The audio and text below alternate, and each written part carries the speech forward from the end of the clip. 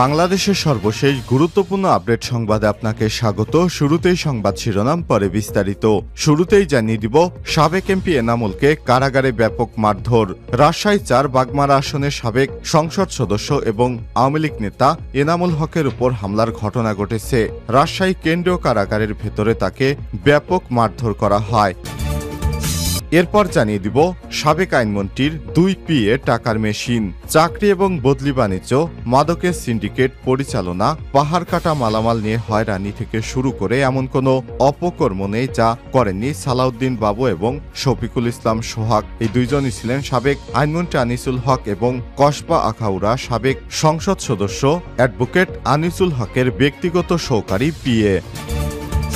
এবারে জানাবো, মানুষকে মানুষই মনে করতেন না ফারুক। ভারতীয় সীমান্তবর্তী এলাকা রাজশাহী 1 গোদাগাড়ি তানোর আসনে টানা 4 বারে আওয়ামী লীগের সংসদ সদস্য এমপি হন ওমর ফারুক চৌধুরী। তানোর গোদাগাড়ি সীমান্তবর্তী হওয়ার মাদকের নিয়ন্ত্রণ করতেন ফারুক চৌধুরী নিজেই। ফারুক চৌধুরী প্রায় 700 কোটি টাকা কামিয়েছেন অবৈধভাবে। তিনি ব্যবসায়ীদের কাছ থেকে উচ্চ হারে চাঁদা আদায় করতেন, থাকতেন সবসময় দরবেশের বেশে, কিন্তু মানুষকে কখনোই মানুষ মনে করতেন না।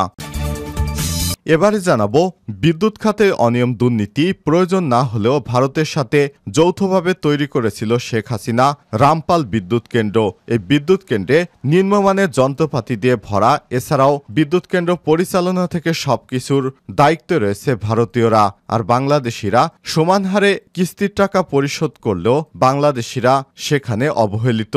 এ বিষয়ে গুরুত্বপূর্ণ সংবাদ জানাবো বন্ধুরা, সঙ্গেই থাকুন।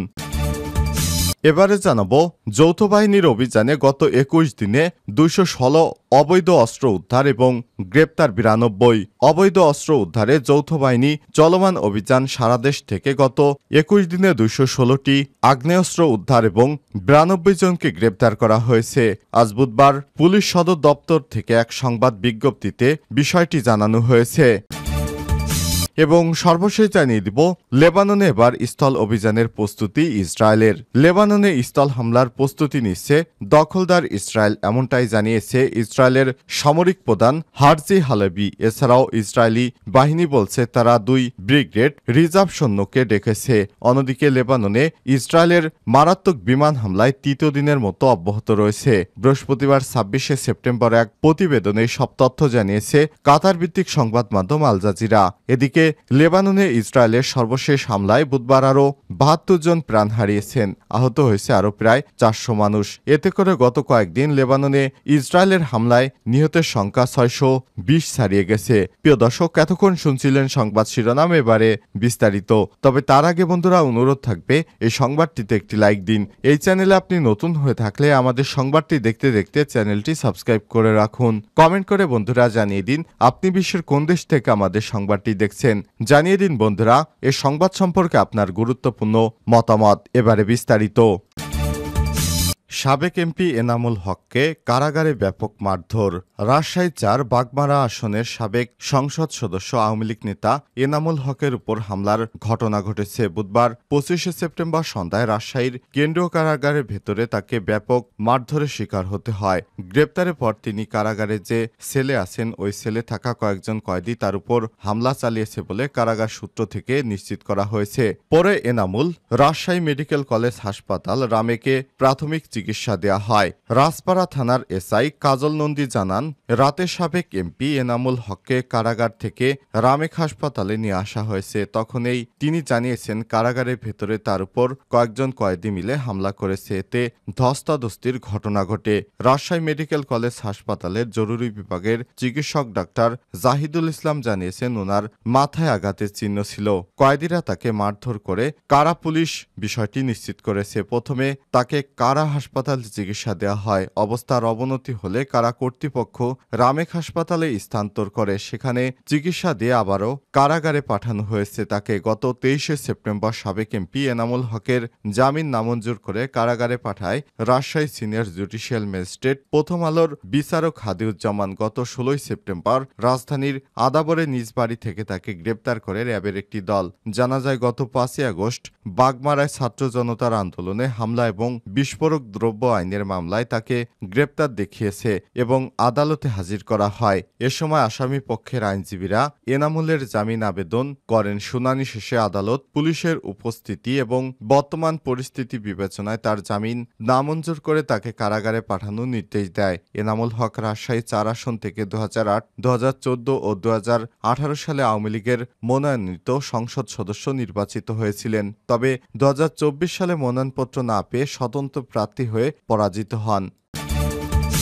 সাবেক আইনমন্ত্রীর ২ পিএ টাকার মেশিন, চাকরি ও বদলি বাণিজ্য, মাদকের সিন্ডিকেট পরিচালনা, পাহাড়কাটা মামলা দিয়ে হয়রানি থেকে শুরু করে এমন কোনো অপকর্ম নেই যা করেননি আলাউদ্দিন বাবু ও শফিকুল ইসলাম সোহাগ। দুইজনই ছিলেন সাবেক আইনমন্ত্রী আনিসুল হক এর ব্যক্তিগত সহকারী পিএ। গত এক দশকে বানিয়েছেন ঢাকা এলাকায় একাধিক ফ্ল্যাট, প্লট, বহুতল ভবন ও কোটি কোটি টাকার সম্পদ। এসব এলাকা জুড়েই ফেসবুকে চলত সোহাগ বাবুর বন্দনা। তবে বেশিরভাগ মানুষই ছিল তাদের অত্যাচারে বিক্ষুব্ধ, তবে নিশ্চুপ।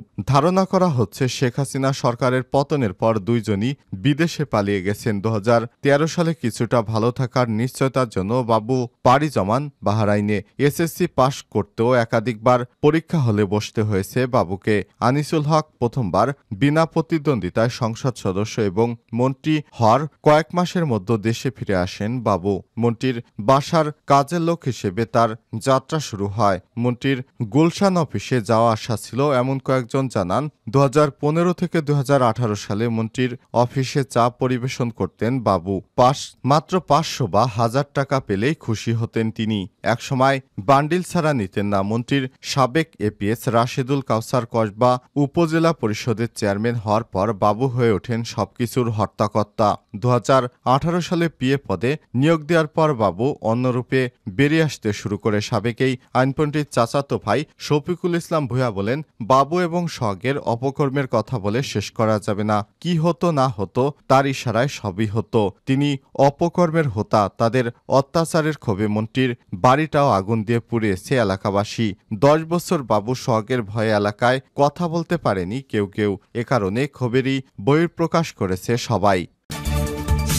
মানুষকে মানুষই মনে করতেন না ফারুক। ভারতীয় সীমান্তবর্তী এলাকা রাজশাহী ১ গোদাগাড়ী আসনে টানা ৪ বার আওয়ামী লীগের সংসদ সদস্য এমপি হন ওমর ফারুক চৌধুরী। তানোর গোদাগাড়ী সীমান্তবর্তী হওয়ার এলাকায় মাদকের নিয়ন্ত্রণ করতেন ফারুক চৌধুরী। শুধু হেরোইন ব্যবসায়ীদের কাছ থেকেই তিনি প্রায় ৭০০ কোটি টাকা কামিয়েছেন বলে জানা গেছে।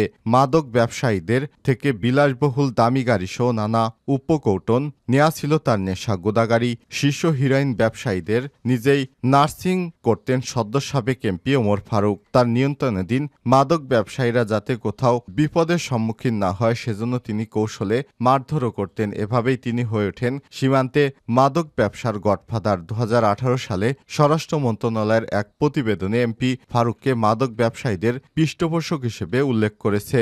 এমপি থাকাকালীন ১.৫ যুগে তিনি এলাকায় নিয়োগ বাণিজ্য করে অন্তত ৪০০ কোটি টাকা হাতিয়ে নিয়েছেন।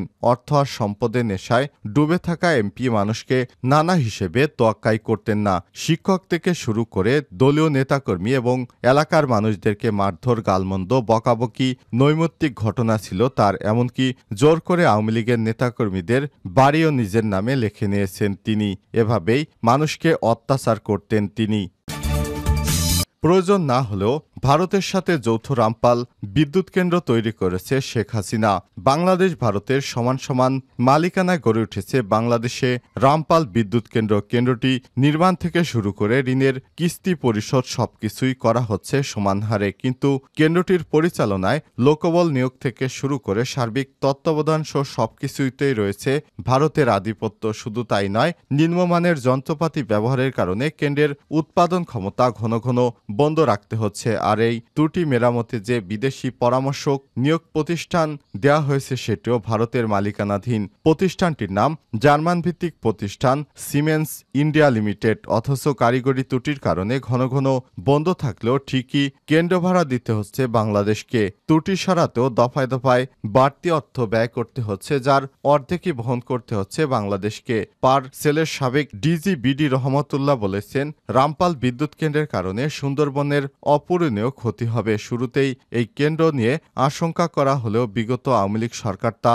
আমলে নেয়নি, কারণ ভারত এই কেন্দ্রের অর্ধেকটার মালিক। এটি নির্মাণে উদ্যোগ নেওয়া হয় তখনই এই কেন্দ্রের বিদ্যুতের প্রয়োজন ছিল না, আর এখন চাহিদার চেয়ে দেশে বিদ্যুৎ উৎপাদন সক্ষমতা বেশি, ফলে এখন এই কেন্দ্র একেবারেই অপ্রয়োজনীয়। উপরন্তু নিম্নমানের যন্ত্রপাতি ব্যবহারের কারণে দেশের বিদ্যুৎ উৎপাদন ক্ষমতা ঘন ঘন বন্ধ থাকলেও কেন্দ্র ভাড়া দিতে হচ্ছে সরকারকে, সেই সঙ্গে দিতে হচ্ছে ঋণের কিস্তি। এক কথায় বলা যায় কেন্দ্রটি বাংলাদেশকে অনেক ভোগাবে।